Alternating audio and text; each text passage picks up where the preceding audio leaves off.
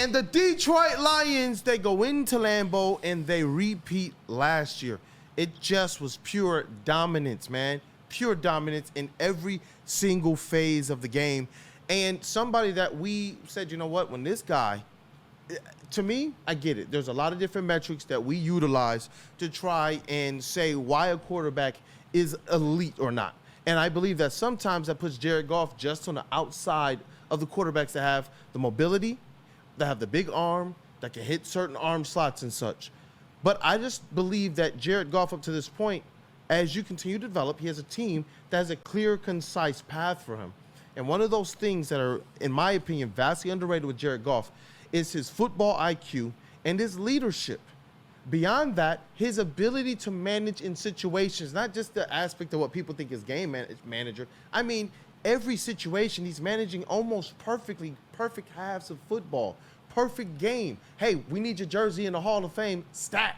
Like, that's what we're seeing out of Jared Goff. And it gets to the point where when you see some of these other great QBs, you want to see Jared Goff win a Super Bowl, but I understand why Dan Campbell brought up the great Drew Brees in comparison to Jared Goff. Some things just transcend what you normally would see as it relates to the things you judge elite quarterbacks by. And Brad Holmes has often taken that same approach with guys like Brian Branch and his approach to the draft. So it was good to see that they knew it, they saw it, they had a plan, and look at Jared Goff now. Yeah, and I think Jared Goff yesterday played better than his numbers indicate. I mean, yes. Let's just look at it. When you look at the last couple of games, you can say that Jared Goff didn't have to do too much because in some ways he didn't. In the last two games combined, only 230 passing yards. In today's game, as you see the stat line, 18 of 22, 145, one touchdown. In the rain, yes. So there are levels to this. First of all, that throw on fourth down to Amon-Ra St. Brown was filthy. And that was a filthy adjustment and catch and toe tap by Amon-Ra St. Brown as well. Second off, you mentioned it. Jared Goff, I think it's actually fair, although he's, busting narratives as the rest of the Lions are. There were and maybe are still some allegations about playing outdoors in inclement weather, because you could even look at last season. The at Baltimore and at Chicago games were two of his worst games of the year. Those are really good defenses, but still, Jared Goff did not play well. In this game, Jared Goff just did what he had to do for the Lions to get the win, and he played clean, which furthers it's not even a narrative, it's a fact that I believe the only team that can beat the Lions is the Lions themselves. Because if Jared Goff plays clean, and it's been played out over this year and last year, the Lions are pretty much a guaranteed win. Because in all 5 losses for the Lions last season, Jared Goff committed at least one turnover and a couple of times 2. And in the first game this season, the game that they lost, or the one game that they lost this season to Tampa Bay, Jared Goff threw a couple of interceptions. So if Jared Goff plays clean, the Lions are most likely going to win. The one game that he played clean last year and the Lions lost was, of course, the playoff game, but the team as a whole didn't play clean. Jahmyr Gibbs had a costly turnover, and Josh Reynolds had a couple of back-breaking drops. On the other end, Jordan Love, he threw for a lot more yards. He had more of like the big play throws, but he also had that terrible, terrible turnover, which reminds you of Will Levis. I didn't make that up. I saw that off of Twitter, but that's the difference. That's the difference in the game. Jared Goff played clean. Jordan Love, for the most part, I think played all right, but he had that one terrible turnover, which Kerby Joseph returned for 6. So the point is that Jared Goff, he wasn't asked to do a ton, but he didn't give the ball to the other team, and that was one of the biggest reasons why they won. And I feel like with Jared Goff, we almost have to recalibrate that thing, especially like yesterday. I believe because it's Jared Goff, it looks like he's not asked to do a ton, but with Jordan Love, you see that one interception weighed a ton. And if Jared Goff had that type of a turnover, this game the complexity is completely different. And with Jared Goff, we know that in his Lions tenure, he's put up historically great streaks as it relates to playing clean football. And we've seen the Detroit Lions have a rise that has coincided exactly with that. For the Lions to be able to ultimately cash in on everything, it has to continue. Because through everything that we've seen, people want to understand, hey, where the Lions going to go to be able to pick this team up with all the losses that have begun to kind of pile up on that defensive line and in the secondary before the season even started. And you know what I'm seeing? As long as Jared Goff plays perfect, you tell me how that's not an elite quarterback, an elite weapon. He's the consistency. He's the consistent factor. When we want to take this thing to stats and such, and I don't mean stats as it relates to sports, I mean like mathematics and such. Shout out to my dad who's a math professor. He's the consistent factor. Yep. That's what we see through all of the winning. He's the one that's there. If there's a pass rush or not, he's the one that's there. If there's a secondary or not, he's the one that's there. Big shout out to that offensive line and that running back duel as well. But Jared Goff continues to prove that there's something elite about him, especially when he's playing clean football. Absolutely. And speaking of Jared Goff and clean football, everybody clowns me when I'm wrong, but old Flannel Sam has to pat himself on the back for this prediction that I made on Friday.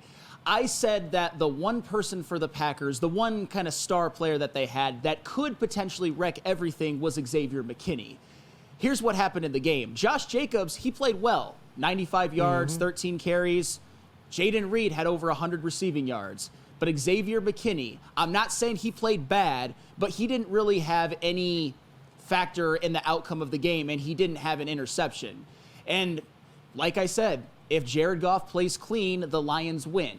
That's pretty much a guarantee at this point. And Xavier McKinney was the one guy who I'm like, all right, we got to be mindful of him in the back end of that defensive backs room. But it didn't matter because Xavier McKinney, whether he played well or not, did not impact the game really positively for the Packers in terms of them winning, because the Lions offense just wouldn't allow it because they're so efficient and they run like a well-oiled machine. Even though, you know, it's in the rain, it didn't look exactly like it did against like the Seahawks, for example, but still, they did enough, and Xavier McKinney did not wreck the game. So shout out to the Lions. They did what they had to do. Shout out to the Lions. I see you there. Burn, $10 super chat. Imagine being a young, impressionable Packers team, wondering if you can actually beat the Lions in Lambeau. That's worse. crazy. They can't even beat an indoor team in the rain. It can mess with a young team, and that's what I'm saying.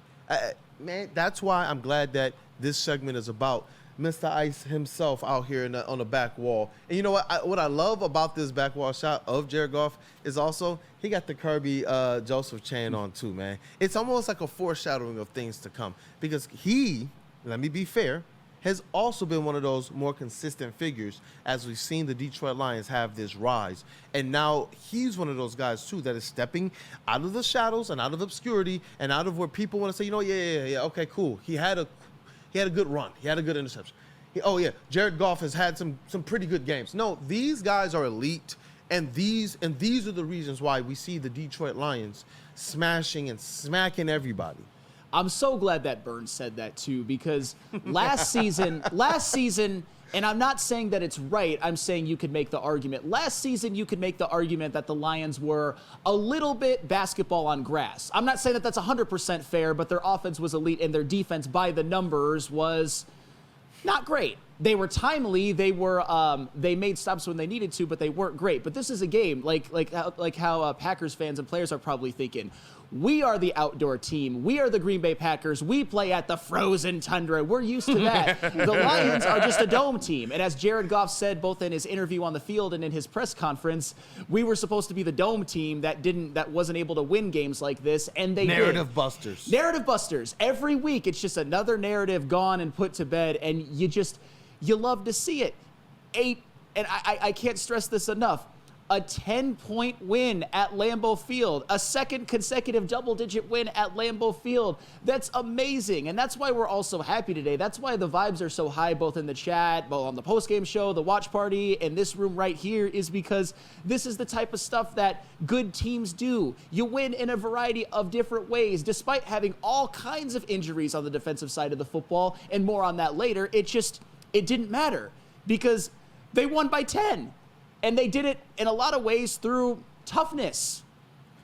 They put the league on notice. Like for the teams that weren't really respecting what the Lions were doing, they really went out there and they showed you it doesn't matter what you do. It doesn't matter if we don't have JMO.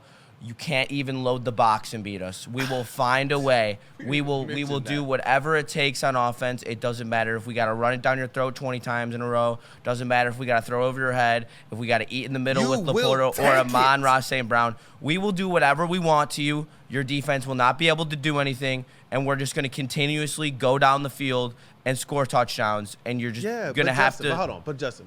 But what if they complain that we're running up the score on them or trying to be too fancy or not being too humble, though?